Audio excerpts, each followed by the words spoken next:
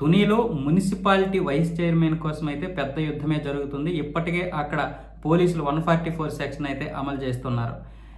తెలుగుదేశానికి సంబంధించినటువంటి 10 మంది కౌన్సిలర్లు అయితే మున్సిపాలిటీ ఆఫీస్కి రావడం జరిగింది. మరి ఈసారి కూడా ఎన్నిక వాయిదా పడే అవకాశాలు ఉన్నట్లే తెలుస్తుంది. ఇప్పుడు వైసీపీకి సంబంధించినటువంటి కౌన్సిలర్లు అయితే రాలేదు.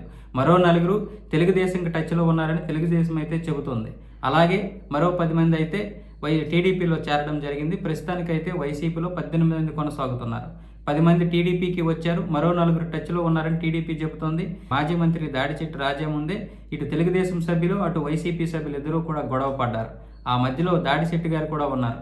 అయినా సరే సభ్యులు వినకపోవడంతో 144 సెక్షన్ అయితే అమలు జరుగుతుంది. ఇప్పటికే 2 సార్లు వాయిదా పడినటువంటి ఎన్నిక మళ్ళీ వాయిదా పడే అవకాశాలు ఉన్నాయంటే ఇప్పటికే 1 గంట దాటింది కాబట్టి మళ్ళీ వాయిదా పడే అవకాశాలు అయితే ఉన్నాయి. వైసీపీ సంబంధించినటువంటి మరికొంతమంది కౌన్సిలర్లు అయితే రావడం లేదు. ఇంకా వాళ్ళు వస్తే కనుక ఎన్నిక జరుగుతుంది. వాళ్ళు కనుక రాకపోతే మళ్ళీ వాయిదా పడే అవకాశాలు అయితే ఉంటాయి. ప్రస్తుతానికైతే 144 సెక్షన్ అయితే అమలు జరుగుతుంది.